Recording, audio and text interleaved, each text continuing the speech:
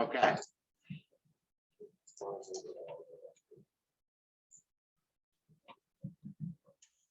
So this little line segment right here is me drawing the coordinates between those 2 points from the NGS data sheet. Already did, right? This would be a direct observation back to the benchmark on the graph. And then these 2 gray lines represent just the angle that I turned to the spire. That all makes sense. These 2 points are on known state plane coordinates. Got them off the NGS data sheet. This was just kind of arbitrary. You built it over in space. Now we're going to take this survey and put it onto state plane. So that's my direct observation. I have an angle and a distance. These are my 2 angles to locate the spire. I'm going from the end point of this line to the intersection of that one. Okay. So you're going to be using your snaps. Endpoint, intersection, line, endpoint, line to intersection.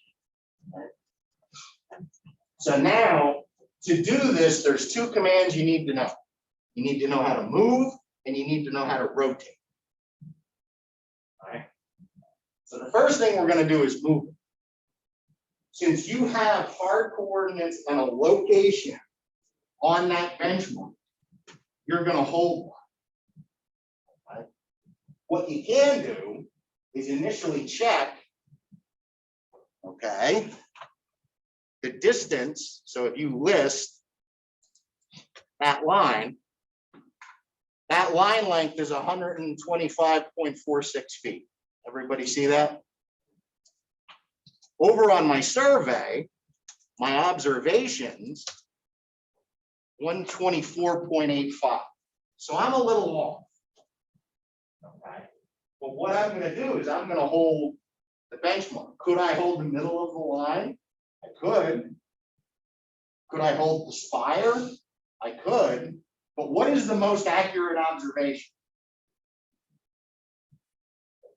The benchmark. A shot on the benchmark. So you're going to hold that. You're going to hold that to be true. So what you need to know is move. So just type out the command. And again, if you're unsure what something is, just hover over the command and it'll tell you move. Right? So we're going to move this whole thing. So grab everything. Put a lasso around it and grab everything. So you see on the command line down here, it's telling you where do you want to move it from? What's your base point? My base point is going to be where I'm at and then where I'm going to. So the first thing is where am I? So I'm going to zoom in. So this command is still running. Right? I can use the wheel on my mouse and scroll in and then type the word end for endpoint. Grab the endpoint of that line. Okay. I'm going to use the wheel on my mouse and scroll out. I just moved that whole thing over so that it matches on this point. Everybody follow that? Anybody not follow? Rotate's a very similar command. Right? The only thing you want to be careful of with rotate is you don't want to rotate the line that you have defined as your state plane line. Otherwise, you're just chasing yourself. Okay. So I've moved it. Now I'm going to rotate. Rotate. Now it asks you select object. You could go through and reselect everything. Okay. Select object. If I hit P and enter, P is previous. So any CAD command that's a modification, erase, move, copy, mirror, rotate, all of it. If you're doing multiple things, moving and rotating, I've moved it, now I'm gonna rotate it. If you just type P, it'll grab the previous selection of what you had. All right. Where am I rotating from? Rotate from is the center point of the rotation. Where is it swinging from? Where do I want to rotate this from? From the benchmark, from what I moved it to. Okay. So from the end point of that line, you see how it just grabbed a line? What you can do is something called rotate to a reference. Right? I know that this blue line right here, I want to rotate down to the white line. So it's just like move. It's what I want to go, where I'm going from, and then where I'm going to. Okay. So down on the command line, rotate, specify rotation. See where it says reference? See how the little R on reference is blue? Type R for reference. Now it's asking you, you can enter a reference angle, or you can tell it endpoint again. So we're rotating about the center. The initial reference line, I'm grabbing one end of the line, and I'm grabbing the other end of the line. Now I'm rotating it down to my state plane line.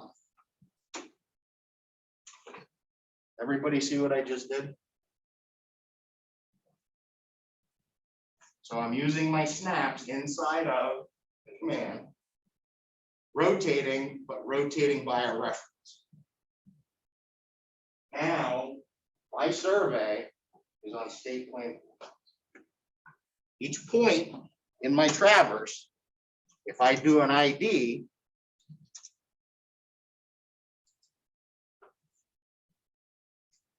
the easting is 2,672,000 Y 500. Is X northern or easting? Easting. Y is northern, right? So now I can go through and I can do some checks. I've got two lines here. I've got my state plane line, and I've got what my traverse is.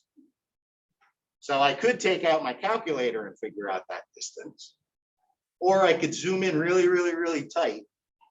Everybody see how that one line is longer than the other? If you just type distance from this endpoint to this endpoint, I am 0.61 of a foot off. What do we think? Is that good? Yeah. This is like we take the what is like so that's cool.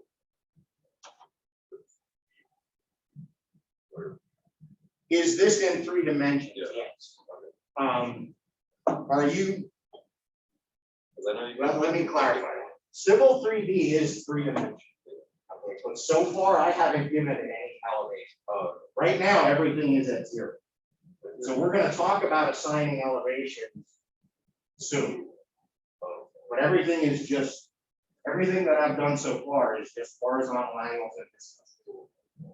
Okay, so if your calculations, you only wrote down slope distances, you need to get your horizontal distance.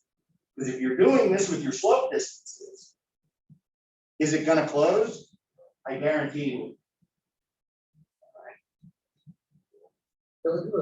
Horizontal distance, then I just do like side of a little bit, everyone I need to direct them to that inspection.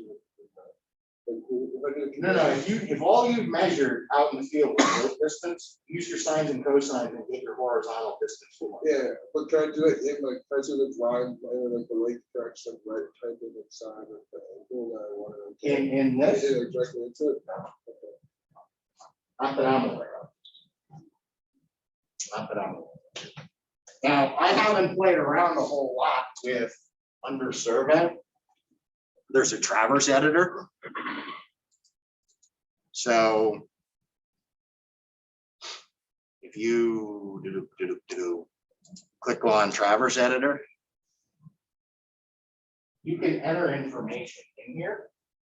I think that angle is just horizontal angle. It's not vertical angle. So I still think that for each of your observations, unless you wrote it out from the display and toggled through, you're going to have to figure out your horizontal and vertical distances from the slope distance. Okay.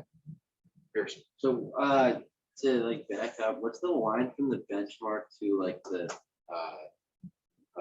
crosshair or the chapel? What is it? what's you're the getting- length? Yeah, like because you're getting some error. You're going to have to assume some length. Right? Yeah. Because all you have is an angle. So when I initially did this the other day, remember, I just made the length 1,000 feet. Yeah. Or 2,000 feet, or something that I know that I'm within that. And then the other one, I just have an angle also. The distance is, it's not arbitrary, but you want to make it long enough so your two lines intersect one. Yeah. So then where like how are you getting like error between the like with the benchmark line? So the chapel. So if you have two lines that intersect, Yeah. where they intersect is the location of that spire. Yeah. And you've observed a horizontal distance and an angle to benchmark. Yeah. So you're just going to draw a line between those 2 points and compare that to the distance from state plane. Yeah. Does that make sense? Did I answer your question? I wouldn't be able to do it. I check, like is the distance like do we calculate this distance? Correct. You're doing that in CAD. Okay. So that blue line, I'm going to close this. So in the calculation, like that's where we're getting like the error. Correct. Okay. So there is a given value, like a correct value that will. Correct. And that's the distance between those NGS coordinates from the data sheet. That's the known value. The value you're going to get is these two gray lines are your two intersection lines that you just observed an angle to. This is going to be some angle and distance that you know. And then you're going to draw a line from that point to where that intersection is and then compare that to the known distance. Yes? Is that better? Yeah. Did I answer your question?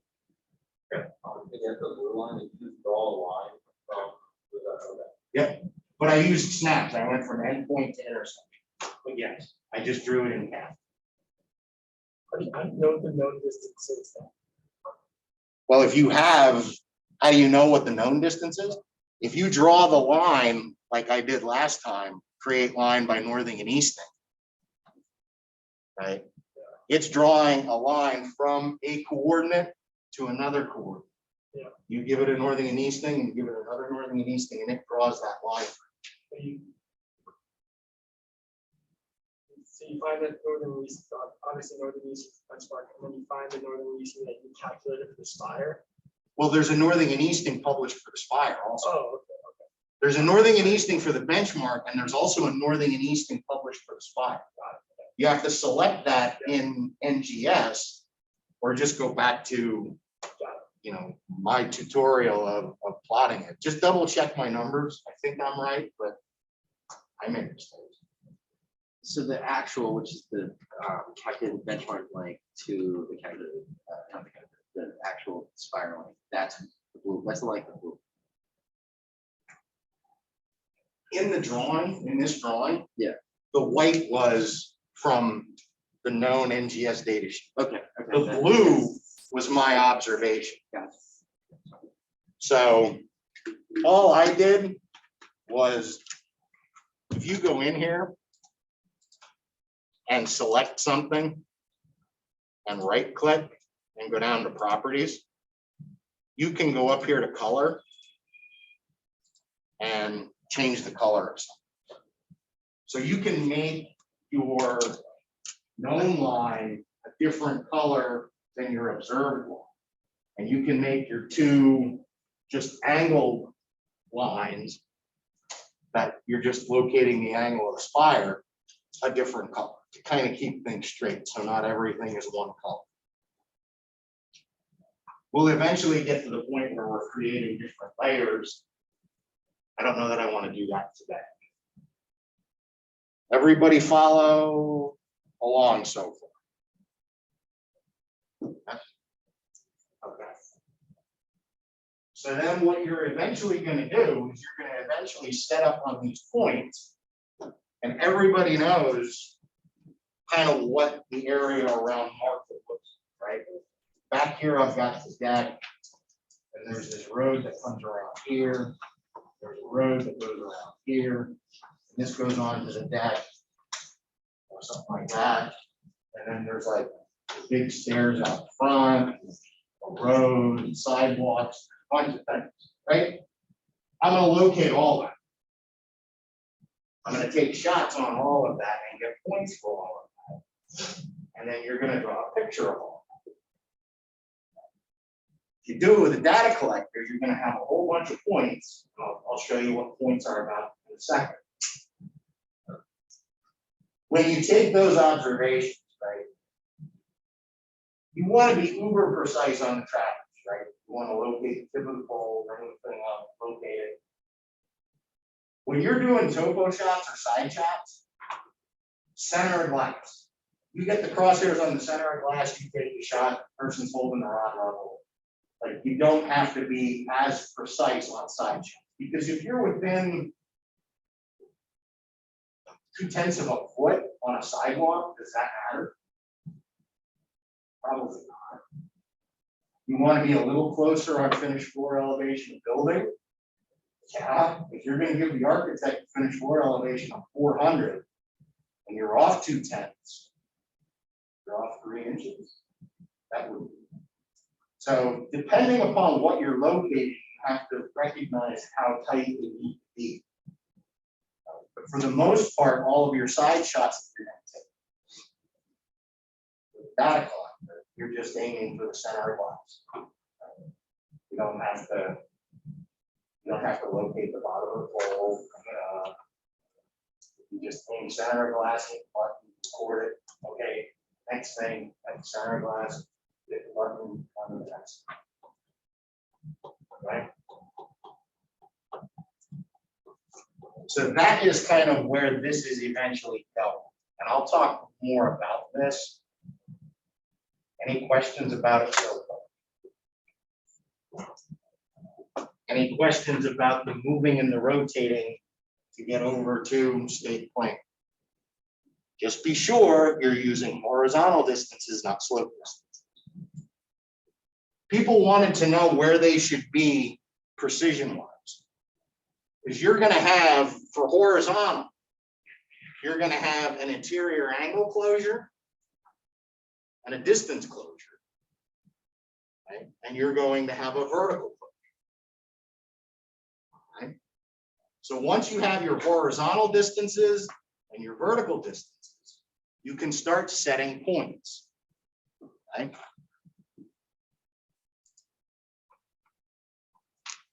So depending upon which way did I go around this? Let's say I started here, right? But when I closed, I'm gonna be slightly off, right?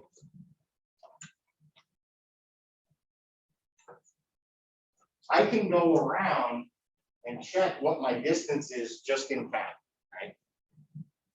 It's actually fairly easy to get your interior angle check, right? All you got to do is take the angles out of your field book and figure out what the interior angles are. And if that's close, most likely your distance isn't going to be too bad. If that's off, then your distance is probably going to be off too. Does that make sense? So you can do an interior angle check. What do we think is the absolute minimum in the real world, not in this class, just in the real world? What do I have to hit for my interior angle?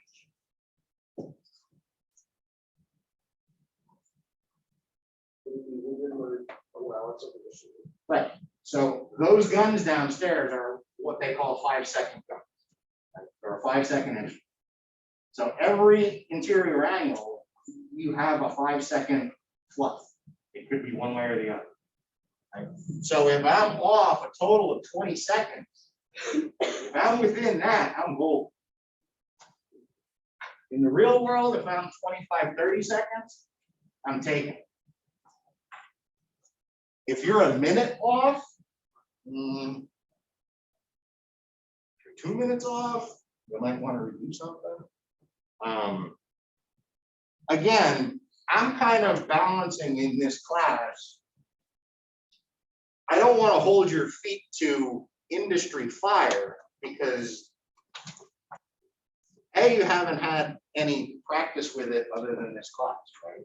But there also has to be a little bit of, well, there's a right answer, right? And the right answer is, does it close? So I want to try and balance the right answer with, okay, this is the first time you do it.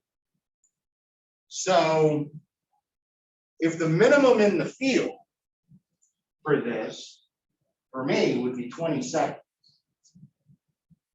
Do we think tripling that would be okay for you guys to hit? We think a minute on the interior angles is the threshold for no points off? I'm asking. Talk to me about fairness. Talk to me about. Is a minute off on the interior angle reason? How many people say no? So 15 per. 15 per. Well, overall, if you have the total traffic, 1 minute. Would it be like 3 times like stops we have, or would it just get a minute flat? A minute on the whole thing. How would you then take off points if we exceeded the minute? I don't think that I would. Do people think I was unreasonable about the level? The point zero. Right, I mean, I'm not gonna fail somebody for it not closing, but in the explanations, you need to explain to me what happened. Right? I think that's fair. Okay. Distance misclosure, 0.2 of a foot, 0.20. So is that what we're gonna go with? For this, we're gonna go with 0 degrees, 1 minute. And distance, we'll go with 0.2 of a foot.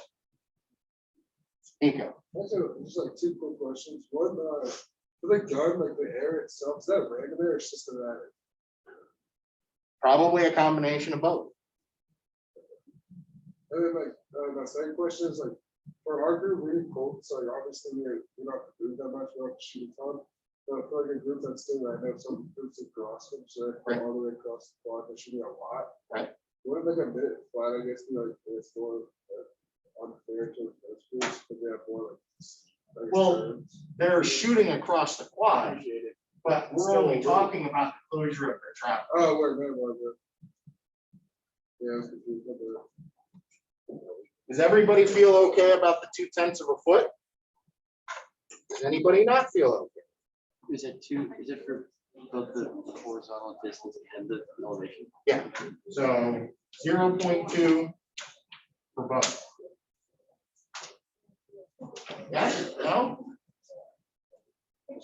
Can we set this up next time before though, we actually do this in Traverse, because now we're like, I feel like it would be better to know beforehand, instead of evaluating what we did. How it's going to go. I mean, it's like,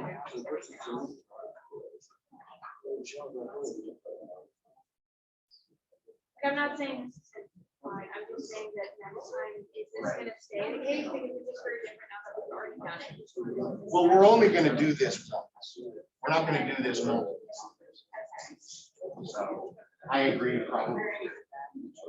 But with the compressed schedule, it's like, do I have enough time to go over all of that?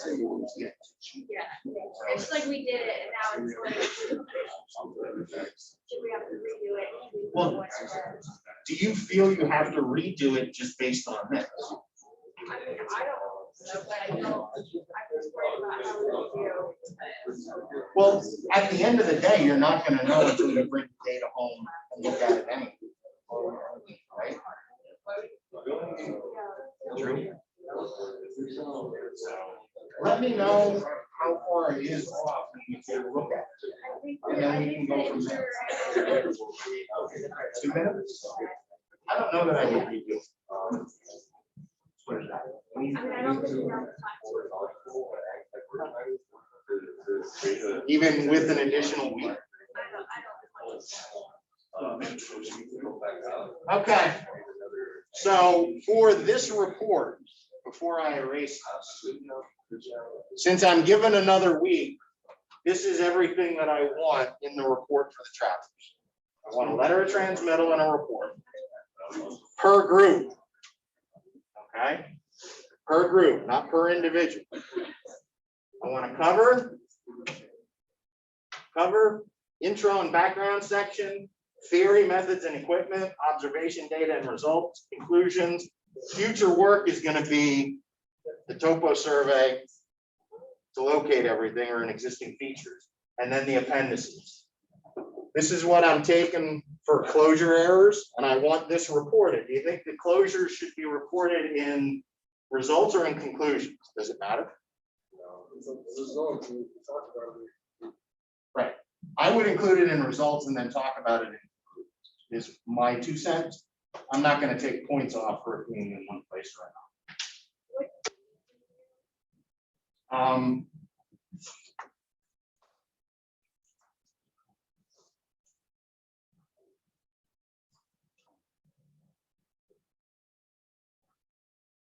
So if I'm giving you an extra week, right, if I'm giving you Tuesday the 5th to still work on this, right?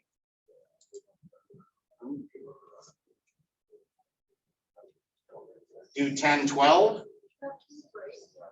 Yeah, well, I think we might be, Not cheap. yeah. Do You can make it. 10, 13? Are we back on those Wednesdays? We are, yeah, that's, yeah. Is that okay with everyone? Yeah. Is this whole thing doable? Okay, now let's talk about setting points, because all we've done so far is get the distances in CAD, right? So now we're going to talk about actually setting points, right? Everybody follow how to go in and do your distance checks using horizontal distances. You can't use slope distances, right? Now, your vertical, right? You have to look at it almost like, oh, okay, I didn't go over the appendices, I'm sorry.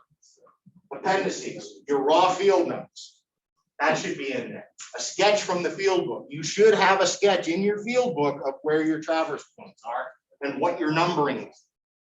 1, 2, 5, whatever. You should have the NGS data sheets for both the benchmark on the ground and the spire. You're going to have a point list. I'll show you how to do that. We might not finish it today, but we will finish it on Friday. A CAD drawing with your title block. I will show you how to do that. You don't know how to do these 2 things yet. Photos, option. You want to give me some photos? Great. No, I'm not going to take points.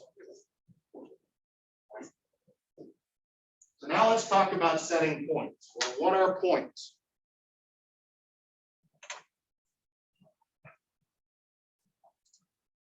Points in CAD are assigned nodes that you draw things from. And you've got control points and then you have sideshow. Okay. Right now, we're just looking at control points. So I'm going to go to create points. Right, and you get this little toolbar that pops up. I'm going to create points manually. So I'm going to go there. Okay, and what is the description for that? I don't know, did you set a hub? Did you set a hub and tack? And it asks you for the elevation. Now, this is where your vertical differences come in. You've got a benchmark on the ground and you've got your instrument. Benchmark on the ground plus your rod height minus your instrument height tells you your elevation at whatever control point you're at, right? And then you've got vertical distances throughout the rest. So now if you're on here, and you're back sighting here, you've got a ground elevation here that you got from here. Back sight, take your rod height, add it to what the ground elevation is here. Subtract the instrument height, it gets you the elevation here. Right? Everybody follow how that's kind of differential leveling, but it's trigonometric leveling because you're doing it with the gun and you have a vertical line. I don't need to revisit. Okay. So you have the elevation of the benchmark, Centennial. You've calculated your elevation to be 401.23. Okay. Now,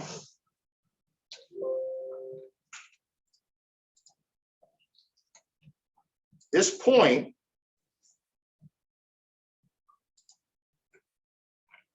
is labeled point number 2. I don't want it labeled point number 2. I want to label it point number 1. So all I did to get to that point was I grabbed whatever the object is with the left mouse button, right click, and you get this menu. So right click and then go to edit point, and then this little dialog pops up. Okay.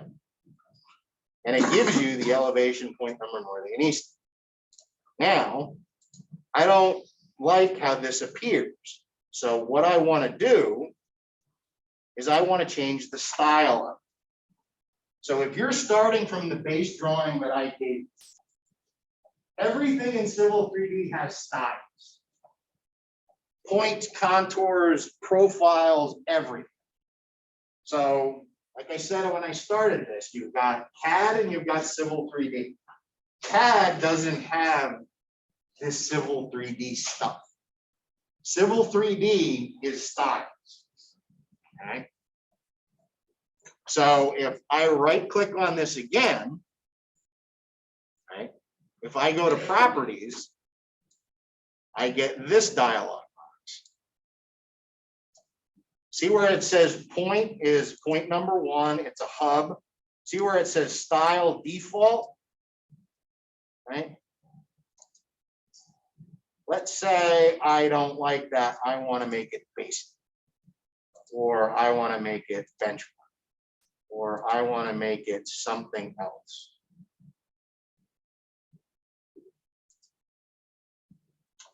Okay. If I want to edit that style, you go down here to create edit, right? And edit current selection. So I can change the marker, right? I can change the information that it's displaying, right?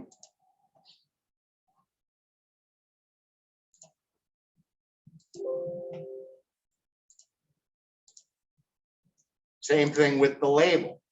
So the style is just this little note. Okay. The label, so everybody sees style and label. Label style, the most common one is this. So now I have my point number, my elevation, and my description. That style is right there, point, elevation, description. So all I did was change that style. Right. Now I can go around and set points for the rest of it. Right. I'm going to stop there. Right. You should, from that, be able to set points all the way around I'll talk to you on Friday about how to do a point list. How does everybody feel about this? Reasonably comfortable?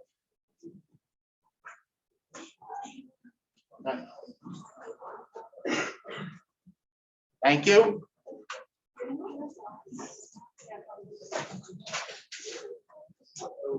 Is there like a stop road